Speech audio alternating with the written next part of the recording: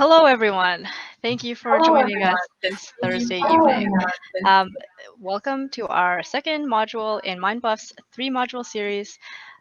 So our first module, Matt was talking about kind of our somatic semantics, so how stress kind of manifests in the body. The second module, Alex will be taking over, and she'll be going over thoughts and how kind of negative thoughts can persist in our mind, and we can really hold on to those thoughts. And yeah, so my name is Kristen, ASA's Health and Wellness Executive, if for those who don't know me, and I'll let Alex and Matt reintroduce themselves again for those who are new to this. Matt, go ahead. Hey guys, just a brief intro for me again. If any of you have not seen any of our presentations yet, I'm a sport and performance psychologist. I specialize in esports, athletics, corporate, work with a lot of business people, and the whole relationship partnership that we have with ACE is very much a deeply personal one for myself, just because of how close to my heart gaming is. It's been a part of my life my whole life, and is still easily the number one way in which I get to socialize with my friends. And I am still insanely competitive. So when I choose to play a game, I am trying to be super sweaty and try to be the best that I can be. And so it's definitely a world that I'm really passionate about. And today, Alex is going to share some insights about how we can become more aware of our thought patterns, whether or not they're being helpful or perhaps making it more difficult for us to play at our best, in which case we would most likely start to tilt or rage towards an area where we're not actually able to perform our best. And so Alex will help us become aware of what maybe some of those initial thoughts are so that we can prevent us from getting to the point of no return. So I'll hand it over to Alex and she'll take it away for today. Hi, everyone. Thanks for joining us again for part two of the three-part series. I am a registered psychologist and a sport and performance psychologist as well. Matt and I have been on this journey from the beginning, so it's great. And as Matt said, we're going to be focusing a lot on thoughts today. We all have them. They happen. So let's figure out what we can do so that you guys can perform at your best. And so we'll get started. So today, the agenda is Matt's going to do a brief summary of module 1, just because we're building off of the somatic semantics. For those of you who didn't get a chance to watch module 1, I'd encourage you all to go back and watch it after we're done today. There's a lot of good information in there.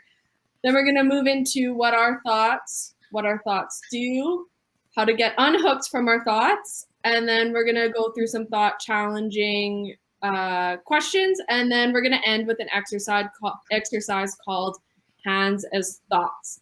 So throughout this whole module, I'm hoping there's going to be a lot of people active in the chat.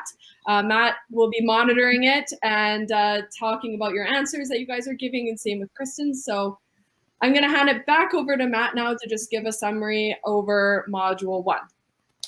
So really briefly, we spoke about the sensations that we experience in our body, because oftentimes they are the very first bit of information that our brain sends to us to let us know that there is a threat, or to try to protect us from making a mistake or feeling like we're not good enough. And if we are unaware of what information our body is sending us, then we're missing on a key opportunity to kind of stop any potential negative cycle from occurring in the first place. It's typically once we have a negative sensation in our body that our brain attributes it, connects it to a negative thought or a negative feeling. And so not only was that important in terms of learning about ourselves and learning about what the body says, but we also spoke about how there's a universal language, that sensations felt in the chest area often are attributed to different feelings of shame and guilt. Sensations in our gut are often associated with not feeling safe, and a variety of other sensations from our head or shoulder or neck that again has very specific messaging, very specific language that the brain is actually communicating to us. And the whole point of that first module was just to help you, the audience, be able to learn about yourself and how your body communicates to you, so that you can have an extra tool in the toolkit when kind of navigating the different challenges of life. And so from that, we're just kind of using that as a foundation for Alex today to talk about the different types of thought patterns that we may have. So, Alex, take her away. Awesome. So what are thoughts? I included the definition. So thoughts are the idea or opinion produced by thinking and suddenly occurring in the mind.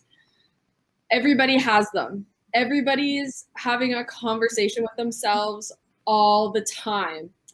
When we have our conscious thoughts, they're typically more around like what we need to do or what's going on, where our subconscious is more linked to that default mode network, aka the safety network that Matt talked a lot about in module 1.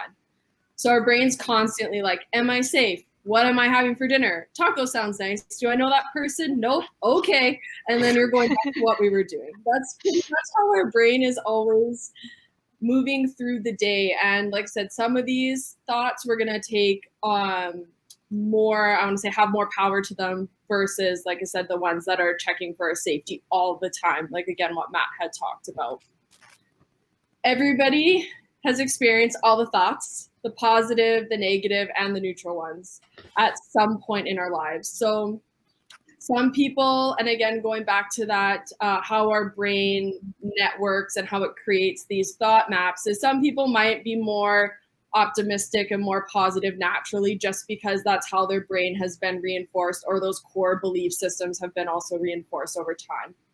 Some tend to be more on the negative because, again, those are the core beliefs that have been, again, reinforced over time, and some are more neutral.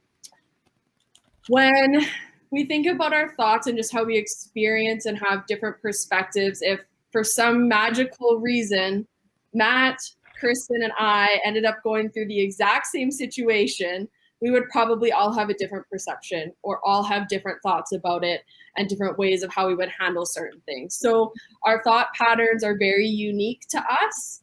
And depending on, again, how that default mode network has been established throughout our childhood and to now and our experiences.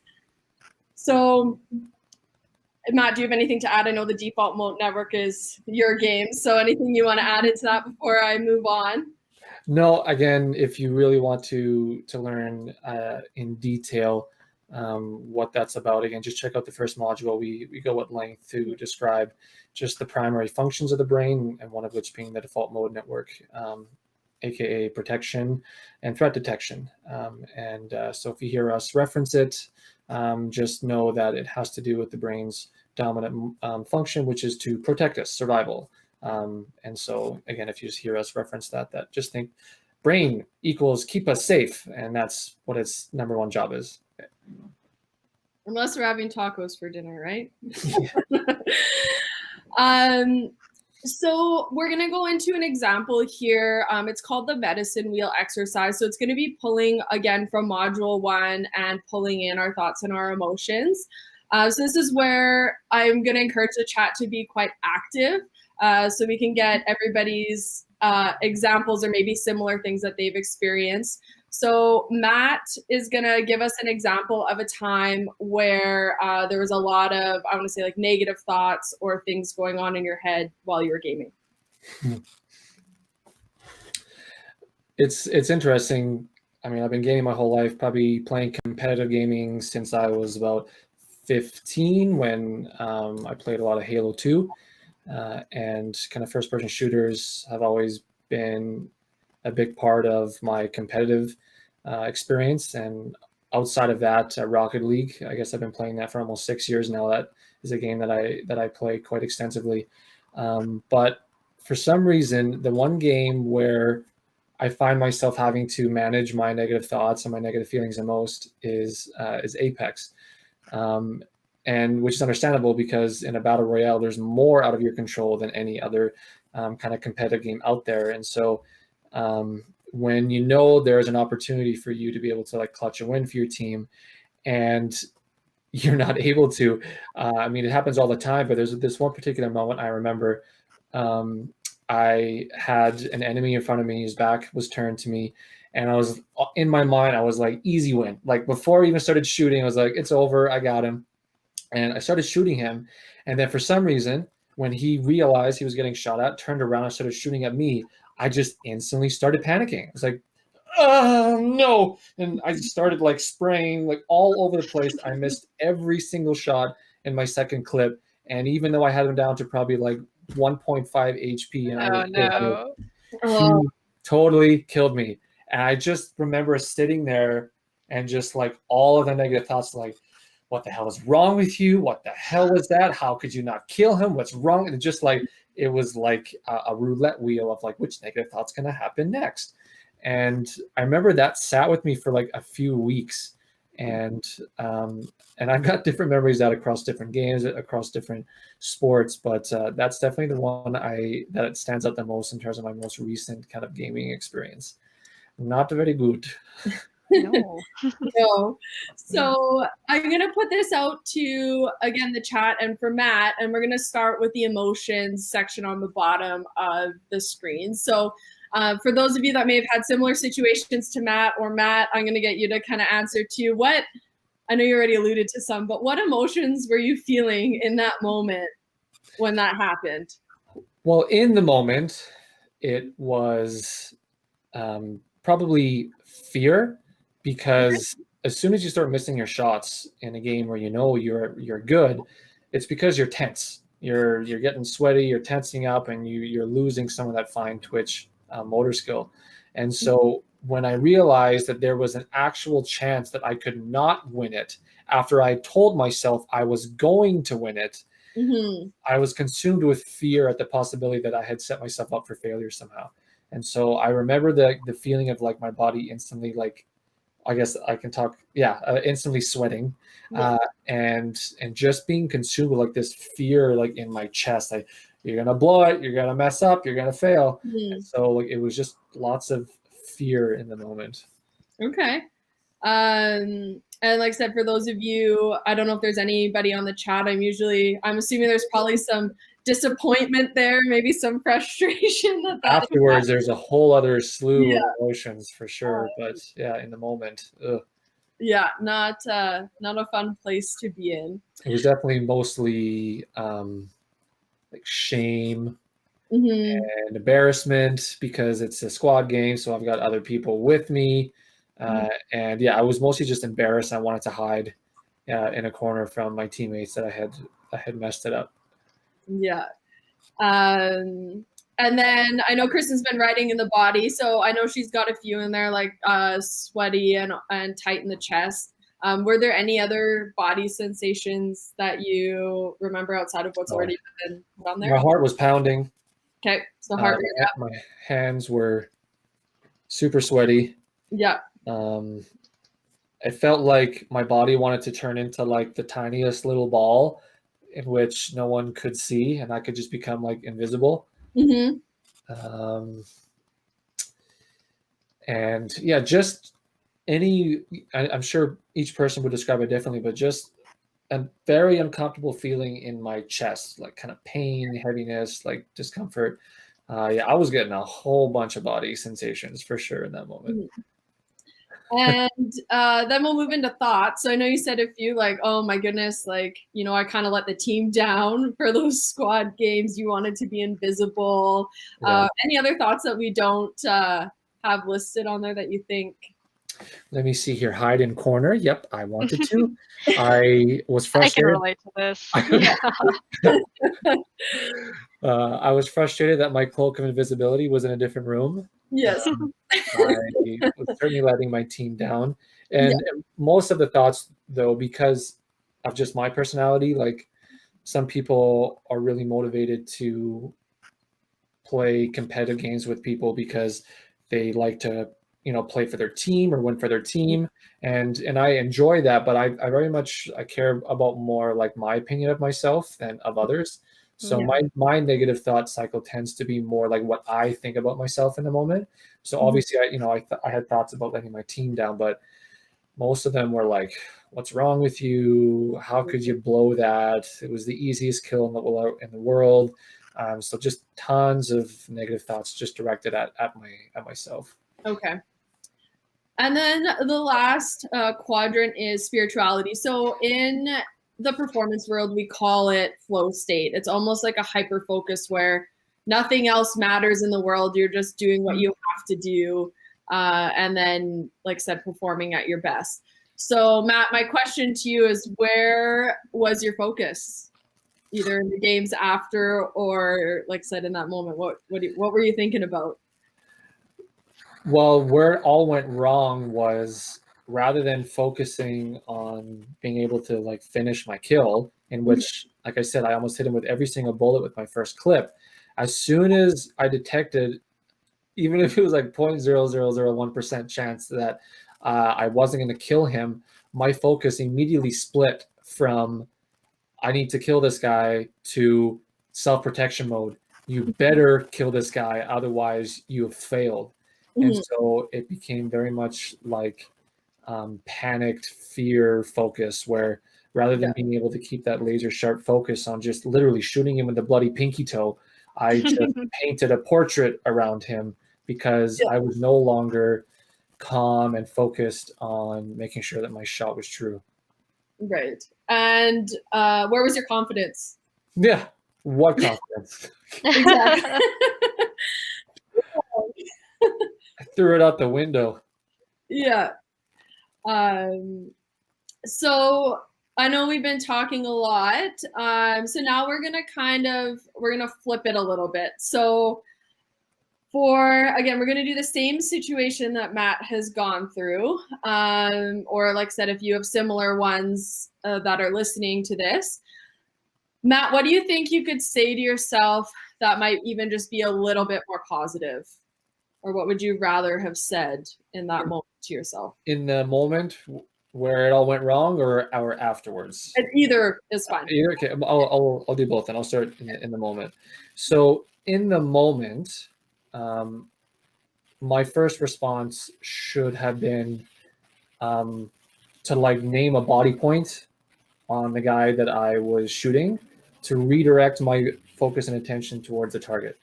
So I turned my focus inward in regards to like noticing like fear and having these negative thoughts and doubt that I was going to be able to clutch. And the first thing I should have done should have been like, body or head or target, something just to tell my brain that what I should be doing in the moment is continuing to just like look straight ahead. Mm-hmm. Afterwards, what I should have done was walked away from the computer, grabbed a glass of water, stretched it out, and told myself, it's just a game. You didn't fail anyone. You're not a failure. You have a chance by clicking a button that says Q to get in another one and get back to doing what you know you can do best. Mm-hmm. So really trying to de-villainize the thought pattern and to be able to remove it from putting it on the pedestal that I had put, as if like this clutch was the most important moment of my life, which is how it felt emotionally. And so just kind of choosing to redirect my thoughts towards what is true, which is I made a mistake. I know exactly what I did to make the mistake. I can correct that next time. So really just kind of go into like self-coach mode. Okay. And what do you think you'd be noticing in your body? Like I said, if you were like, oh, it's just a game, go stretch and come back. What do you think would be different? I probably would have felt all of the discomfort and stress that I was feeling in my chest just slowly kind of dissipating and starting to be able to take proper deep breaths again, from the belly, because definitely I was kind of like in a high chest breathing panic kind of situation. So knowing that I've been through patterns like this before, I would have been able to have relaxed my body so that I was ready for the next game, which, if I remember correctly, I was not. Not ready. And then we'll move to the spirituality. Where do you think your focus would be, again, if you kind of change that thought pattern to be a little more adaptive or positive? My focus would have just returned to being present again, of, outside of maybe using the first couple of minutes of the game to kind of loot and move and get comfortable in the game again. I would have just been telling myself like target, head, body, chest, whatever my mark is that I want to shoot for, or be able to, for me, this is really important, keep talking with my teammates because I tend to shut off if I notice any kind of like shame like that. So another thing I could have done would have been to re-engage with my squad mates and just simply talked about strategy for the next game, and that would have been able to kind of refocus my attention back to what mattered most. And then what do you think would change in your confidence? I would not have to worry about my confidence in a sense because I would just be present. And I know that when I'm playing a game or playing a sport or working with a client in which, I have the history of like success, that it's really a sense of like internal trust that like I got this. And so that's probably the sensation that I would have noticed. And the last quadrant, the emotions. Again, if we like said you just changed the thought, just a game, you kind of calmed yourself down, what do you think would change? I would have felt excitement and anticipation. So anytime I'm playing a game or a sport, right before the moment of execution, unless it's a game that's just like constantly like action packed, I would have focused on that feeling of I can't wait to like play. I'm so excited. Like I feel all this positive energy and happiness, like that I'm doing the thing. Because that's when I play at my best emotionally, is when I'm bringing those emotions with me. And again, for Module 3, we will be speaking more at length about kind of right emotion and how it will significantly vary from person to person based on your personality. And so I know what I need to be at, and so I would have felt those positive emotions again. Well, thanks for sharing that. Yeah. With your example. Yeah, that's a good example. Yeah, I'm sure a lot of people can relate to it, or even to a certain degree. So the reason why I like to do this exercise is to show that in an ideal, perfect world, if Matt were to, again, go through that situation, but just change the thoughts or even just change the body posture, naturally everything else is going to shift. So if we look at the quadrant, and like I said, we're going to do the emotional stuff in Module 3, but it's about picking and choosing what is going to work for you. Is it walking away and calming the body down? Is it redirecting your thoughts, which we're going to focus in on today? Or is it playing within your level that you need to play at, your emotional level, I should say? And so, like I said, hypothetically, it's been a perfect world. It will all shift and change. However, sometimes it doesn't work like that. Otherwise, I think Matt and my job would be like way too easy if it were to work. Yeah. We might be out of a job. But anyways, so like I said, now we're going to dive more into the thought quadrant here. So I'm going to talk about hooking versus unhooking. So the analogy I like to give, which is why there's a fish on the screen, is I'm sure some of you have been fishing or know what fishing is all about. But if you were to think about you're on your little fishing boat and you have your line in the water, eventually, and all of the fish swimming around you are just the thoughts kind of floating in your head. Like I said, they can be positive ones, they can be negative ones, they can be the more neutral ones, but they're all just kind of floating there. Eventually, you're going to catch a fish. So eventually, you're going to get hooked by a thought. So, and I'm going to use this as an example because I know we talked about it in the last module, but let's say you get hooked by the I'm not good enough, like what Matt said. I think you said something about like letting the team down or like feeling kind of crappy about not clutching and not get through on such an easy kill. So you get hooked, and then usually what happens when you fish is when you catch a fish, the line will zing. It'll go, and that's the spiraling that happens. So then it'll go, oh, Matt, remember this time when you did this, and then you said this, and then this happened this time, and then the line's just going. It's gone at that point, right? So when we get hooked, it's really, really difficult when we start to spiral to stop the spiraling and bring ourselves back. What was that facepalm? Oh yeah, I'm just thinking, I'm getting flashbacks to all these times where I'm playing games and then I'm in the moment where I have deja vu, like I'm in the same situation. It's a clutch situation. Yeah. Can't fail it. And then there's a reel in my mind, like, remember this time where you messed this up? Remember this time where you screwed it up for all your teammates? Like, Yeah, this is exactly what I need right now. Thank I'm you, just thinking brain. about right now. Yeah. And that's where, like we said, our brain is so efficient and so lovely in so many ways, but not So efficient in lovely. other ways. Yeah. And so exactly what you said, Kristen, like we're gonna have events that are gonna come up and our brain's gonna go, oh well, that's similar to this time, and then it's gonna just go. Like I said, that line's gonna zing, and then sometimes it's a really long line that goes before we even realize that our thoughts have been spiraling. Some people are able to kind of catch it before it's too far gone. But today we're going to learn how to like unhook from those thoughts, those feelings that are happening in our brains. I'm sure all of us can relate to the line going to a certain degree. I think it happens for a lot of people. And like I said, it's going to be something that's going to happen. And we just need to be able to be aware of it and recognize it and then pull ourselves back in. And I think it's really unrealistic for us to think that our thoughts or somebody's always only thinking positive thoughts all the time, or that they're not going to spiral, because it is something that's inevitably going to happen at some point. Right? So to go to the unhooking place, we call it dropping the anchor. And I'm going to, again, put Matt and Kristen on the spot for this one. So the easiest way to unhook from our thoughts is by bringing us back into the present moment. So some of you have probably heard of mindfulness or even like meditation, but the mindfulness seems to be one of the easiest kind of tricks in the book to be able to unhook that line and reel it back into that boat. And so just for the purpose of this exercise, I'm going to alternate between Matt and Kristen. And then I'm going to give you guys about 10 seconds between each one to do it on your own, just so everybody gets an idea of what this one is called. So it's called the 5, 4, 3, 2, 1. Some of you probably heard about it, or some, I would say, variation of it.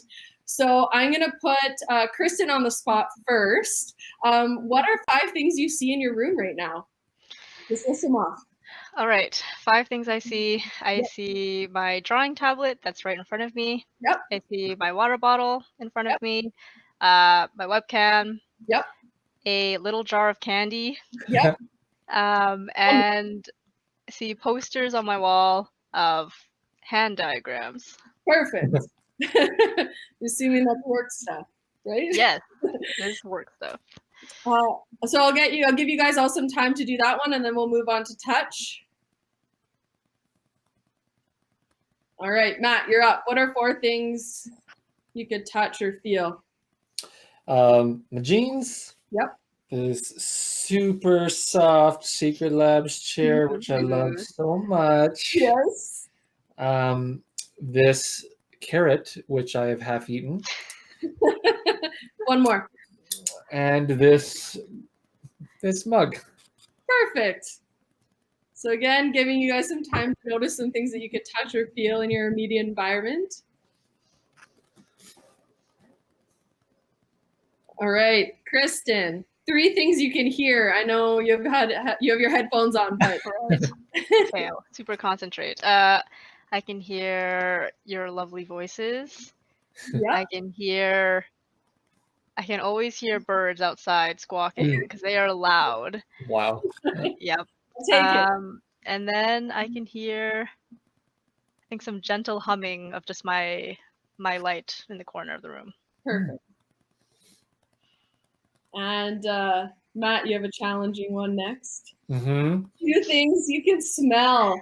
You would think it'd be challenging if it weren't for this plate of snacks I have in front of me. Made myself a little charcuterie board. So I can smell goat cheese, a pickle, and some turkey bacon. Oh, perfect. You added in an extra one. I'll take it. And then, Kristen, 1 thing you can taste. You know, for dinner, I made really garlicky pasta, so I can definitely still taste garlic in my mouth. Okay. Again, I'll take it. So like I said, the purpose of this one is to be able to pull you back in. So getting your fish unhooked and bringing yourself back in. what I like about this one is it's so easily adaptable that you could just do things you see. You could just do like the green things in the room, or you can just do one of each sense. Like you can really make it work for you, which is really, really nice. I find a lot of, I would say like more in the high performance field, we usually have one really strong sense, and I find it's usually touch or smell. So if that's something for you, then like I said, maybe it's just focusing in on that. And like I said, it's really adaptable. It's really, really nice and easy to use. And people don't know that you're doing it, which makes it even better. Like if you're at work and you notice you're spiraling in a meeting, you can easily just, okay, what do I touch or what do I hear or whatever, like I said, whatever you need to do, it's so easily adaptable and so easy to use. And like I said, I like the fact that nobody knows that you're doing it, which makes it that much better with the 5, 4, 3, 2, 1. Do you have anything to add to that, Matt? Just that, just to touch on the whole like doing it in secret kind of thing. I think it's really important that everyone feels like they have tools at their disposal that they can use without people knowing that they're using them, because like most of the stress that we often experience are in front of other people or at work or during a performance. And so just like as a short little example, like when I'm working with my hockey players, and they had a shift that didn't go very well, I tell them that when they go back to the bench, it's actually also a little bit of a progressive muscle relaxation. For any of you guys who know that, kind of like the tensing and the releasing of a muscle to release those kind of like, I don't know how to call them, like relief hormones that we experience. And so I have them like grip their stick as hard as they freaking can. And just to imagine like all of the negative energy or the mistakes that they made in their shift, just have them imagine it kind of flowing out of like their hands as they grip the stick. And basically, I just try to find out whatever the sport is, whatever work environment they're in, to try to find something really specific that they can use that skill. Because again, like it's just really nice knowing that we can kind of regulate ourselves and get back to a baseline without it being some big theatrical production, without having to do yoga in the middle of the room or something in front of everyone. So yeah, just really handy. A lot of these skills that we ourselves really try to teach are ones that we, for the most part, can do without anyone really ever knowing that we're using them. And yeah, I actually really like this technique. Like a few days ago, I was having one of those restless nights.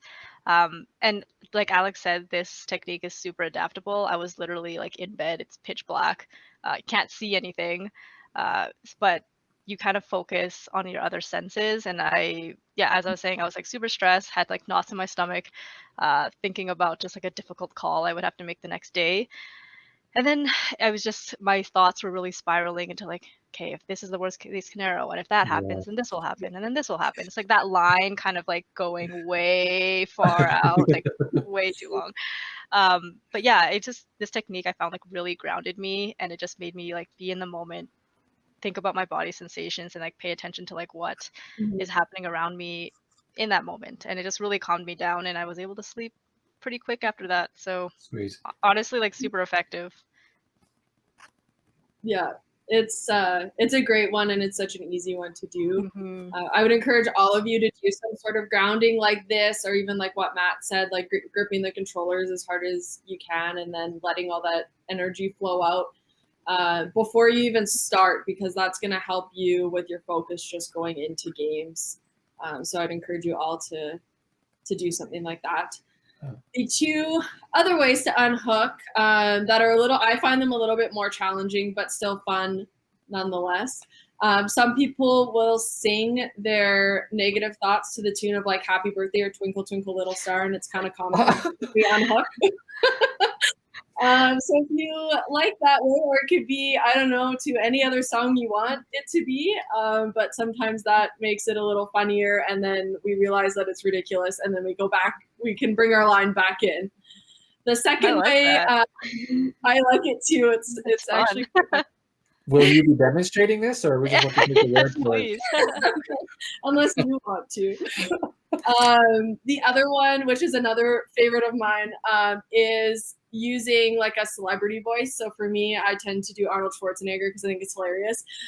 So I'll have Arnold Schwarzenegger in my head saying my negative thoughts to me, and then I just let it. And like I said, then I think, okay, this is not productive, and then I will again pull my line back in so it's not zinging. So there is some other ways or more creative ways you guys can use, but yeah, those are the two. So all right, moving on. So thought challenging. So once we've calmed the body down, we've done our grounding, we've noticed the spiraling going, we have turned off, I call it caveman brain, so that kind of like default reptilian brain that turns on, that's trying to keep us safe. Problem solving brain turns back on. It's a wonderful thing. So once we get to the part where the problem solving brain is turned back on, then we can move into the thought challenging piece. So I've included a few. You don't have to use all of these. These are just examples for you to choose or adapt from when, like I said, when we get to that space where we're able to logically and rationally think through our brain, or think through our thoughts, I should say. So what is the evidence for or against this thought? This is a really good question for those of you that really need to weigh like risks and benefits or pros and cons. Okay, what is for this thought and what is against this thought? You might realize too that some of the evidence like for the thought might actually be rational and it might not be irrational, right? So it's a good way to like really think through what end, like I said, the pros and cons of each side. The next one is, am I basing the thought on facts or on feelings? Most people base them on feelings. Sometimes there's the facts ones, but most of the times it's on feelings because we've had a similar experience before. And like I said, that has been reinforced over time. So our brain will automatically, again, go to those places and then bring up those feelings that are happening. Or like we tend to almost get kind of like tunnel vision, I find, with the facts. Like I said, we just base it off of what's going on in our current environment. The next one, could I be misinterpreting the evidence or making assumptions? We all make assumptions. Mm-hmm. It happens. Destroyer of relationships. Oh, man. Assumptions are going to be there.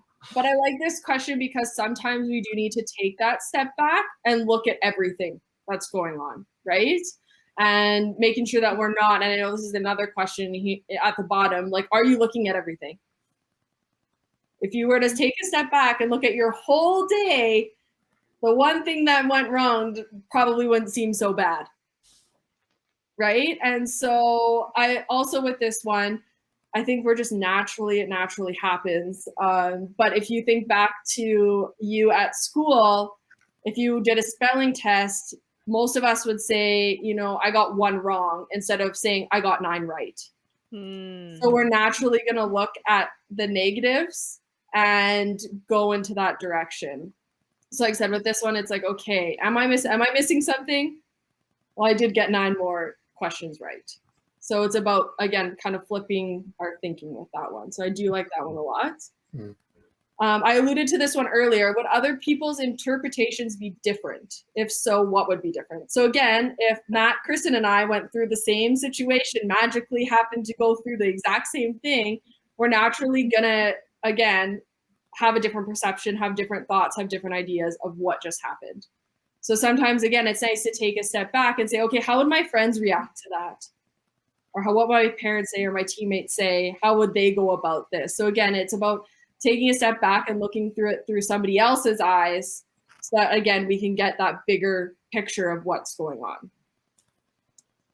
Kristen already alluded to this one too. Is it the likely scenario or worst case scenario? With anxiety, we tend to go worst case. It goes that way. Well, what if this happens and then that happens and then they say this and then I say that, or blah, and then again, the line starts to go. So with the worst case scenarios, if this is what's happening in your brain, I always say, look at the other side of that coin. Yeah, the worst case, I mean, it could potentially happen, but what if it's like the best experience of your life? What if the really good thing happens, right? And so we often find, and I know Matt would agree with this, that especially with anxiety and social anxiety, it's like, oh, well, I don't want to go because, again, our default mode network is keeping us safe. And it's like, last time you went out with your friends, this happened and this happened and this happened. But then it's like, well, what if I go back out with my friends and it is a really fun time? and I do have a good, experience and maybe want to do it again. So we always have to think of the other side of that coin. And then my last one's my favorite one. I tend to use it a lot is, am I looking at all the evidence or just what supports my thought? Again, we get tunnel vision. And then we only look at what confirms our thoughts. And it makes it really, really difficult when we're, again, making those assumptions and those things are coming up without looking at the whole picture. And so I find a lot of people get caught in just what supports it. Again, if you have a bad day, let's say, we're only going to look at all the negative things that have happened. We're not going to look at the positive things that have happened or the things that went decently okay. And I tell all my, athletes, gamers, or even like the business people that Matt and I work with, chances are something went decently okay, even if it went terrible. You could have the crappiest game, but I guarantee you did something right at some point. So sometimes this is about picking out what actually went okay, right? Matt or Kristen, do you have anything to add to the thought challenging before we move on? I think of, again, like, especially for any of you guys out there who play like battle royales, you're going to lose a lot, and so it's really easy to just focus on the mistakes that you made that didn't allow you to be, the last squad standing.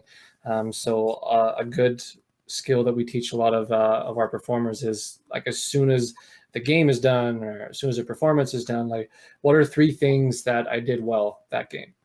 And so that's one that I really like to use, especially for people that already kind of tend to believe more that they're not good enough than they are good enough, is to try to create a habit or a routine where the very first thing that you do after the game, after taking like a deep breath, is to go like, okay, well, what are 3 things that I did well this game?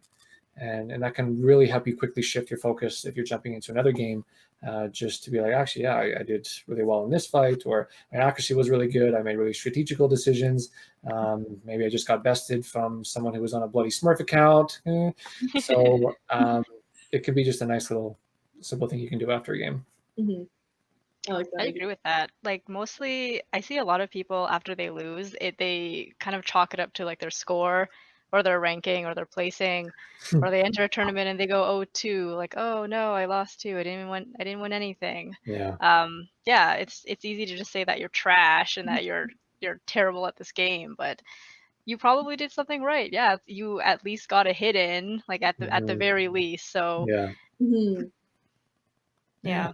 Yeah, definitely. Like, fighting games can be really demoralizing if you're just looking at the score. If you go 0-2 and maybe even like lose most of the games in the best of 5 or whatever it is, that if your focus is always outcome oriented, you're setting yourself up for failure every time you don't win the whole thing. And this would be a whole other segment, but to really focus on like the process of like, what is it that I really want to be able to focus or work on, like, during this tournament. If I win, that would be incredible, but the whole point of playing tournaments is to practice and train in more of a high pressure, like, competitive environment. So yeah, I totally know, Kristen, it can be a struggle if your mindset before even entering the tournament is kind of setting you up for failure. Mm-hmm. I also like that point of like flipping the script and just thinking like, what would other people's interpretations be? If your friend came up to you and they were saying like they sucked at the game and they were trash and etc., like you wouldn't think that. Like, you would think that they had like some skill, and that, I mean, it doesn't, even if they weren't great at the game, it doesn't translate into like their personal merit. Yeah. So like, if you can just imagine if like your friend thinking the same thing as you. So yeah. Just get Totally. outside of your mind. Yeah. And unfortunately, yeah, we are way meaner to ourselves than we are to anybody. And if we were to, I think, ever say our thoughts, out loud or say it to somebody or whatever it is, right, about ourselves, almost all of us would be like, no, it's fine. You did this good. Or, you know what I mean? Like, we wouldn't go, oh yeah, you're really great. So I think, it's just, again, having that self-compassion for ourselves too, that you're going to make mistakes. It's going to happen, but we just need to be, like I said, okay with it. If that makes sense at all. Have the same compassion for yourself as you do Yeah. for your friends. Yeah. Exactly. And talk to yourself like you would talk to a friend. That's always, a good one, right? You're your own best friend. Yeah. Exactly. Yeah. So this is our last exercise before questions. So Matt and Kristen are going to do it. I'm going to be guiding you guys through a hands as thoughts exercise. And I will also be doing it. Your hands are going to end up here. So I am going to put mine down just so I can read the script off my computer. So if my hands go down, keep your hands up. I will tell you when to take them down. So when Matt and Kristen take their hands down, that would be the time. But like I said, I will let you know what to do. But like I said, mine will go up and then come back down. So don't follow me. Okay. Okay. So I like this exercise because it's almost, I would say it's like more of a kinetic way to figure out where our thoughts are in our head and how hooked we are on our thoughts. And we'll go into more depth after, but we're going to, like I said, just go through it together. And so to start, Matt and Kristen and all of you tuning in, I just want you to pick a spot in the room. I know Kristen said she has the hand pictures out in front of her. Matt, I don't know if you have anything you want to stare at, but for all of you, just pick something out in front of you that's easy for you to kind of stare at and focus at. So now that you guys have probably picked your spot, imagine that in that spot right there in front of you is everything that really matters to you deep in your heart. Everything that makes life meaningful or even used to in the past. So all of the people, the places, the activities you love, your favorite foods and drinks, music, books, games, movies, all of the things you like to do and all of the people you care about and want to spend time with. But that's not also in that place over there is all the problems and challenges you need to deal with in your life today. Such as, like I said, if you're prepping for a tournament, or maybe there is a conflict with mom and dad, or financial issues, or health problems, anything like that is coming up. But also in that place are all the tasks that you need to do on a regular basis that make your life work. So all the shopping, all the cooking, all the cleaning, the driving, the tax returns, all of that stuff that you need to do just on a daily basis. So now I'm going to get you guys to copy me. So let's imagine that our hands are our thoughts and feelings. So we're just going to put them together like this, so kind of spread out, but out in front of us. And now let's see what happens. So when we get hooked by our thoughts, when that line happens and we start to spiral, our hands are going to end up here. Okay? Again, I'm going to get you guys to hold your hands up there. I'm going to take mine down. So this is what happens when we get hooked. And I'm going to ask Matt the first three and then Kristen the next three questions. So Matt, how much are you missing out on right now with your hands up? 99%. Okay. And how disconnected and engaged are you from all of those people and things in that place that matter most to you? Even if I try, they feel like they're really distant and far away. Okay. And if the person you love were right there in front of you, again, how disconnected would you be? Unless they were really smelly, I would not be able to notice. Exactly. And like I said, if your favorite movie was on the screen over there, how much would you miss out on? All of it. All of it. So Kristen, you're up now. I just want you to notice and see, and let me know how difficult it is for you to focus your attention on what you need to do. So if there's something in front of you, how much would you miss out on? I can't even think of what I need to do right now because I can't. Yeah. And just how hard it is to focus. Yeah. So if there was a problem, Kristen, that you needed to address or a challenge you needed to tackle, how hard would it be to give your full attention to it? It'd be super hard. I can't really pay attention to anything except for these creases in my palm. Right? And then the last one, again, just for both of you and not, just noticing how difficult it would be to take action and to do the things that make life work. So like we said, like driving a car, hugging the person you love, even gaming, typing on your computer, and just taking a moment to notice how difficult life is when we're hooked into those really big thoughts that are happening. And just noticing, again, what we're missing out on. And we're, how cut off and disconnected we are, not only from ourselves, but from everything else that's going on, and how hard it is to do those things that make life work. So now let's see when we unhook. So when we unhook, you guys are just going to take your hands out of your face and just lay them down in your lap or on your desk. It's a really great feeling when we unhook. So Matt, what's the view of your room like now? I have a lot of things in my room. It's looking clear. Yeah. And I can smell my food again, which is nice. Yeah. And Kristen, how much easier is it for you to engage and connect now with your hands down? Light air, yeah, it feels really good, feels fresh, and I can clearly see like in front of me like all the things we were visualizing earlier, of just like what's important to you, what tasks you have to do, like the struggles in life. Yeah. And again, just noticing, how much more connected we would be when we're not hooked from these thoughts, right? And how much easier it is to do the things that are important to us. But at the same time, these hooked thoughts haven't disappeared. They're just laying in our lap. They're just not at the focus of what we need to do. So we're still acknowledging that they're there. We haven't gotten rid of them, but also recognizing that, if there is something useful out of these thoughts, like we did with the thought challenging, then we need to use it. So even the really painful thoughts and feelings often have useful information that we need. So it might even just be pointing us toward problems that we need to address, or things we might need to do differently, or even just reminding us to be a lot kinder to ourselves. And if there's nothing useful, we just want to let them sit there. And so with this exercise, the reason why I like it is because it's a good reminder that if we do get hooked, it's like I'm missing out on everything that's going on, right? When we do the grounding and the mindfulness stuff, we're probably going to get to about here. It's going to be a little bit lower, but it's still going to be there. And then hopefully when we do the thought challenging, it's more about laying it down. But like I said, those thoughts are still going to be there. The analogy I like to give is like a chessboard.